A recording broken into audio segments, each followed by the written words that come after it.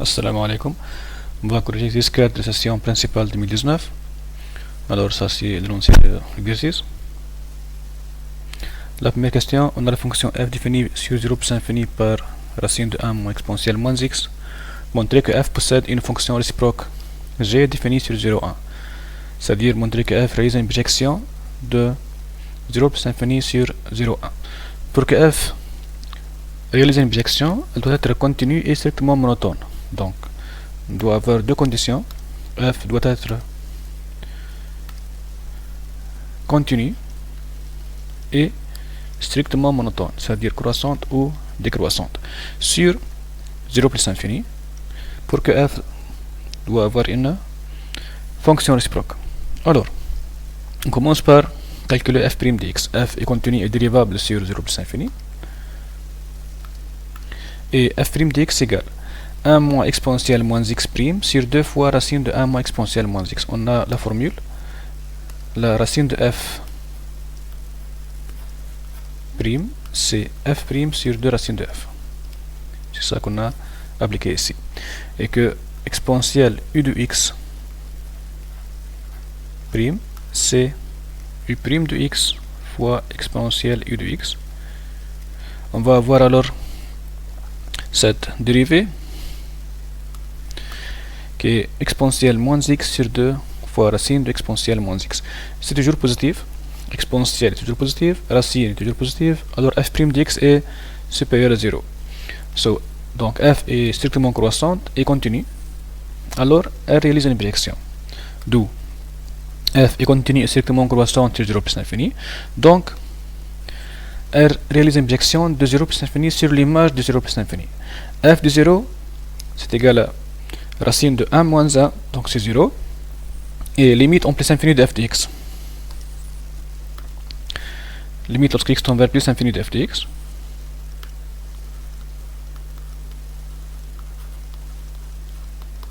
C'est la limite quand x tend vers plus l'infini de racine de 1 moins exponentielle moins x. Exponentielle moins x va tendre vers 0, et racine de 1 c'est 1, donc c'est égal à 1. D'où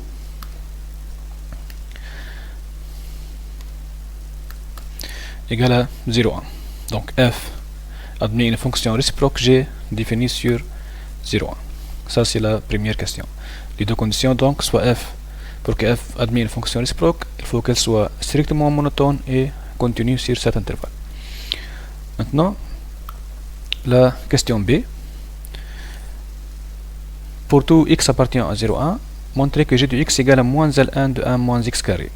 Donc on doit calculer la fonction réciproque. Ça c'est f moins 1 de x ou g de x. Donc soit y appartient à 0 plus infini et x appartient à 0,1. On prend y appartient à 0 plus infini et x appartient à 0,1 tel que g de x égale à y. Donc g de x égale à y c'est équivalent à f de y égale à x.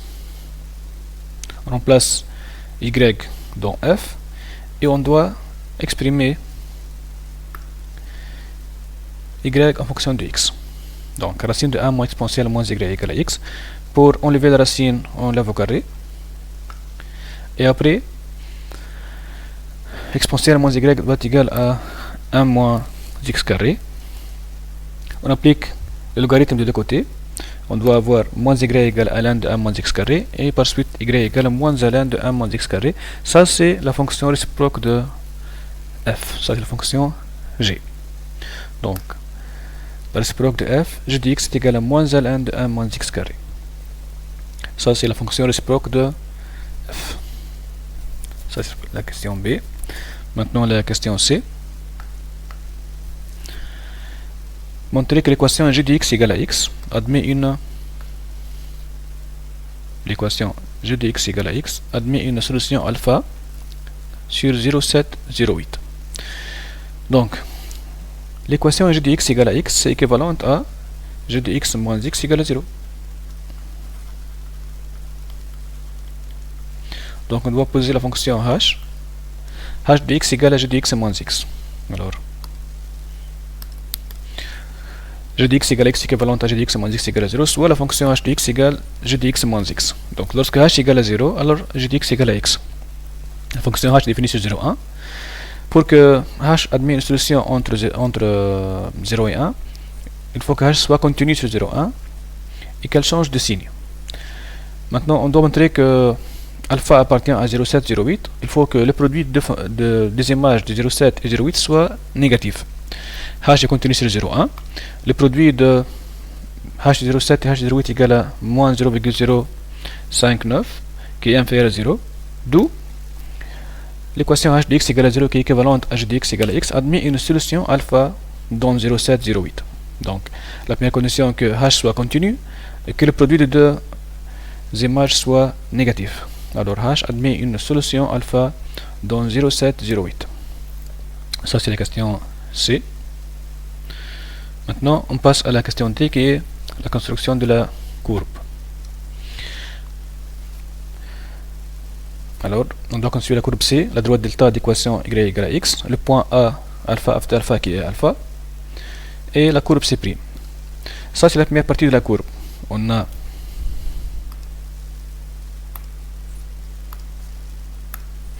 ça c'est la courbe C, et A de coordonnées alpha f de alpha est aussi alpha. Ça c'est delta d'équation y égale à x.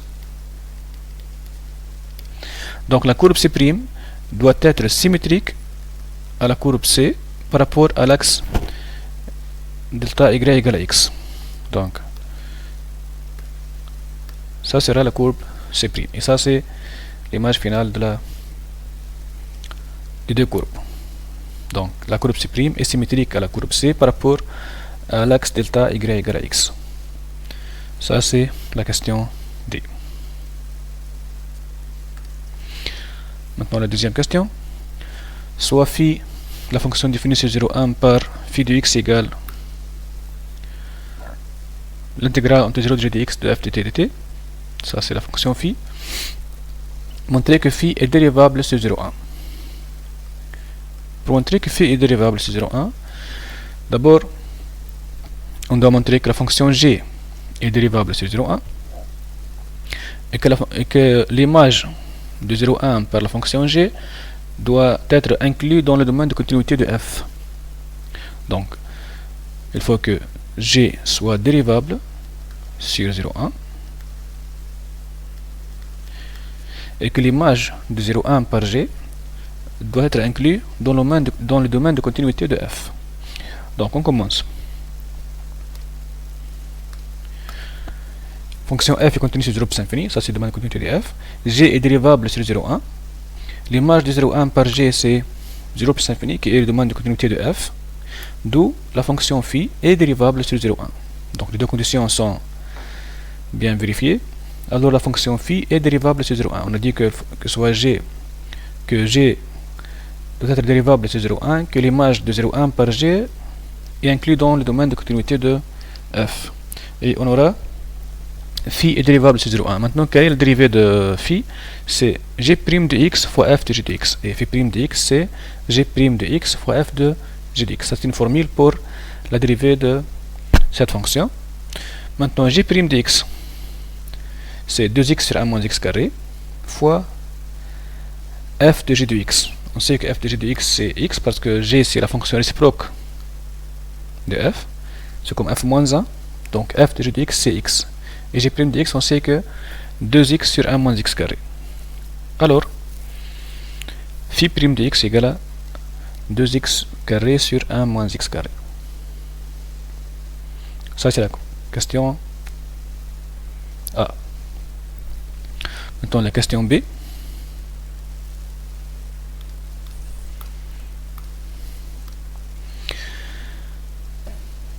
Montrer que 2x carré sur 1 moins x carré égale à a plus b sur 1 plus x plus c sur 1 moins x. On commence par a plus b sur 1 plus x plus c sur 1 moins x. On met au même dénominateur. On va avoir a fois 1 plus x fois 1 moins x plus b fois 1 moins x plus c fois 1 plus x sur 1 plus x fois 1 moins x. On développe et on simplifie. On va avoir moins ax carré plus xc moins b plus a plus b plus c sur 1 plus x fois 1 moins x. On doit trouver les valeurs de a, b et c. On peut utiliser le système suivant. Comme on a cette égalité, alors moins a égale à moins a est égal à 2 et b et c sont nuls. Donc c moins b égale à 0 et a plus b plus c égale à 0. On va avoir a égale à moins 2, c égale à b égale à 1. Alors on peut écrire 2x carré sur 1 moins x carré comme moins 2 plus 1 plus 1 sur plus x plus 1 plus 1 sur 1 moins x. Ça c'est phi prime dx. Donc ça c'est la question B. La question C maintenant. On dit que phi de x égale à moins 2x plus ln de 1 plus x sur 1 moins x. On a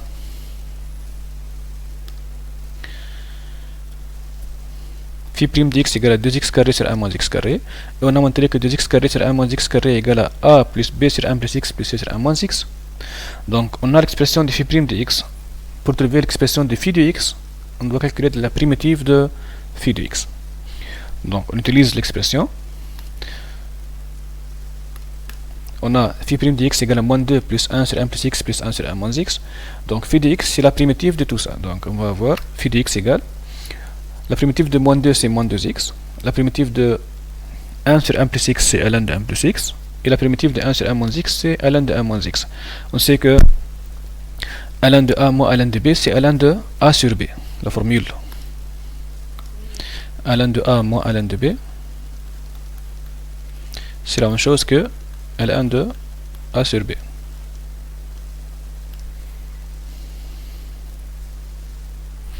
Alors ln de 1 plus x moins ln de 1 moins x, on peut écrire aussi ln de 1 plus x sur 1 moins x. Et on sait aussi que phi de 0 c'est l'intégrale entre 0 et g de 0 de f de x est égale à 0. Alors la constante est égale à 0, d'où phi de x égale à moins 2x plus ln de 1 plus x sur 1 moins x pour tout x appartient à 0. Comme on a dit ici, ln de 1 plus x moins ln de 1 moins x, on peut écrire ln de 1 plus x sur 1 moins x. Ça c'est l'expression de phi de x. Ici, comme remarque, on choisit souvent des valeurs qui donnent l'intégrale nulle. Donc, par exemple, 0, g de 0, on va avoir 0, 0, et l'intégrale est égale à 0. Ça, c'est l'expression de phi de x sur 0, 1. Question D.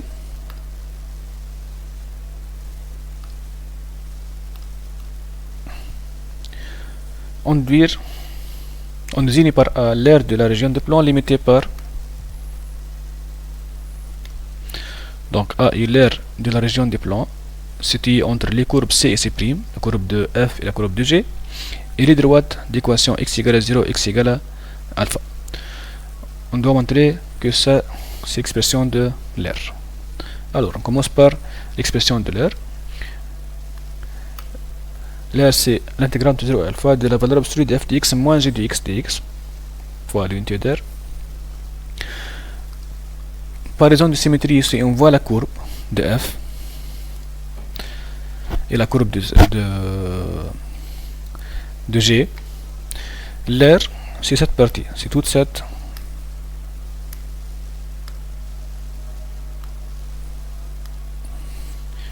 la partie de plan limitée par les courbes C et C', et les droites x égale à 0 et x égale à alpha. On doit calculer toute cette partie entre C et C'. Donc par raison de symétrie, l'intégrale entre 0 et alpha de f de x moins g de x dx, c'est 2 fois cette partie, 2 fois l'intégrale entre 0 et alpha de f de x moins x dx, qui est cette partie. C'est 2 fois cette partie. Alors, maintenant l'intégrale entre 0 et alpha de f de x moins x, cette partie qui est l'intégrale entre 0 et alpha de f de x dx moins ce triangle. Donc c'est l'intégrale entre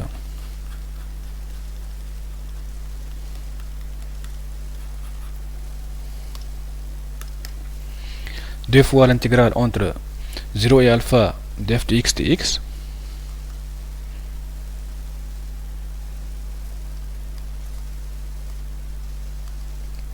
moins l'intégrale de triangle OAB. Alors, l'intégrale de f de x dx, c'est l'aire de la partie de plan limitée par la courbe C, l'axe des abscisses et droite équation x égale à 0, x égale à alpha. Et le point B, c'est le point alpha 0. Ça, c'est le point B. Triangle OAB. Donc, deux fois l'intégrale entre 0 et alpha de f de x dx moins l'aire du triangle OAB. Ça sera notre R. Maintenant, l'aire du triangle OAB, c'est OB fois AB sur 2. Base fois hauteur sur 2. La longueur OB, c'est la même chose que la longueur. Ça, c'est alpha. Ça, c'est aussi alpha. Donc, c'est alpha au carré sur 2. Donc, l'intégrale doit être égale à l'intégrale entre 0 alpha de f de x dx est égale à l'intégrale entre 0 et g de alpha de f de x dx qui est phi de alpha.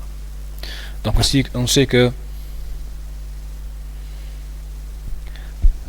l'intégrale entre 0 et alpha de f de x dx c'est la même chose que l'intégrale entre 0 et g de alpha, parce qu'on sait que g de alpha est égal à alpha, donc qui est phi de alpha.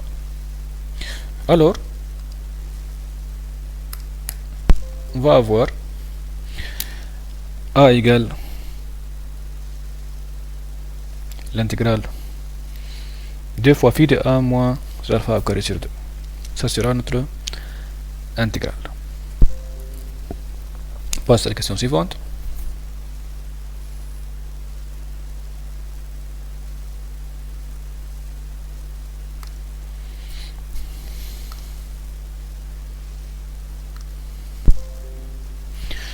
Soit n défini par la somme de k égale à 1 jusqu'à n de 1 sur k fois 3 à la puissance k. Et n supérieur ou égal à 1.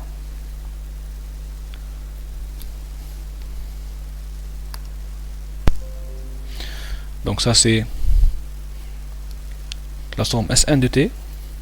Montrer que l'intégrale entre 0 et racine 3 sur 3 de Sn de t égale à u de n. Alors on commence par la première partie. L'intégrale entre 0 et racine 3 sur 3 de Sn de t dt égale l'intégrale entre 0 et racine 3 sur 3 de 2 fois la somme. L'intégrale de la somme, c'est la somme de l'intégrale. Dans ce cas, on va avoir, c'est la somme entre 0 et racine 3 sur 3 de t à la puissance 2k moins 1 dt. On a juste permuté la somme et l'intégrale. Et l'intégrale t à la puissance 2k moins 1, on sait que l'intégrale de t à la puissance n, c'est t à la puissance n plus 1 sur 1 plus 1. Donc, t à la puissance 2k moins 1 plus 1 sur t à la puissance 2k, ça sera notre intégrale, qui est égale à racine 3 à la puissance 2k sur 3 sur k, ou encore c'est 1 tiers à la puissance k sur k, qui est égal à 1 sur k fois 3 à la puissance k. Donc ça c'est l'intégrale entre 0 et racine 3 sur 3 de t à la puissance 2k moins 1. Maintenant, l'intégrale entre 0 et racine 3 sur 3 de Sn dt, c'est la somme de... Donc on a appliqué la somme de deux côtés, et ça c'est un.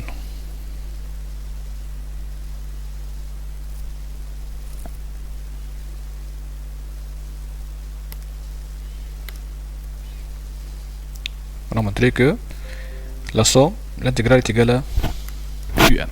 Donc on a commencé par l'expression de l'intégrale. On a permuté l'intégrale et la somme. On a calculé l'intégrale.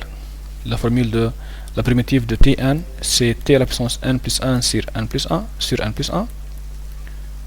Et on a trouvé la valeur finale de l'intégrale qui est un. Donc on a montré que l'intégrale de Sn de t dt est égale à un. Ça c'est la question A. Maintenant la question B. Montrer que pour tout t appartient à 0, 1, Sn de t égale à 1 moins t à la puissance de n fois g' de t de t. Question B. Sn de t égale la somme de k égale à 1 jusqu'à 1 de t à la puissance 2k moins 1 dt. Donc c'est la même chose que 2 sur t fois la somme de k égale à 1 jusqu'à 1 de t au carré à la puissance k. C'est une suite géométrique de raison t au carré, des premiers termes t au carré. Donc on va avoir t au carré fois 1 moins t au carré puissance 1 sur 1 moins t au carré. Ça c'est la formule de la somme de un premier terme d'une suite géométrique du premier terme t au carré et de raison t au carré. Donc cette somme c'est t au carré fois 1 moins t au carré puissance 1 sur 1 moins t au carré. Maintenant on multiplie par 2 sur t. Par suite Sn de t égale à 2 sur t fois t au carré fois 1 moins t à la puissance de n sur 1 moins t au carré. Après simplification, on va avoir 1 moins t à la puissance de n fois 2t sur 1 moins t au carré qui est g'. D'où on a trouvé que Sn de t est égal à 1 moins t à la puissance de n fois g' de t dt. Ça c'est la somme Sn.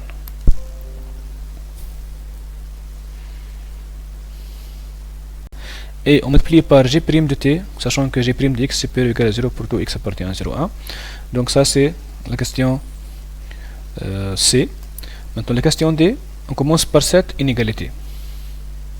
Pour la question D, on utilise l'inégalité qu'on a montrée maintenant. Et on applique l'intégrale de 3 côtés. Donc on va avoir l'intégrale entre les 3 côtés. L'intégrale de g' de t, c'est g de t. Et l'intégrale de Sn de t, c'est un. Maintenant, juste on calcule les valeurs g de racine 3 sur 3 et g de 0. On sait que g de 0 égale à 0. Donc, on va avoir 1 moins 1 tiers à la puissance n fois g de racine 3 sur 3 moins g de 0 inférieur à 1 inférieur à g de racine 3 sur 3 moins g de 0. G de 0 c'est égal à 0. Et on va avoir cette inégalité finale. 1 moins 1 tiers à la puissance n fois g de racine 3 sur 3 inférieur à 1 inférieur à g de racine 3 sur 3. Donc on a démontré la question D.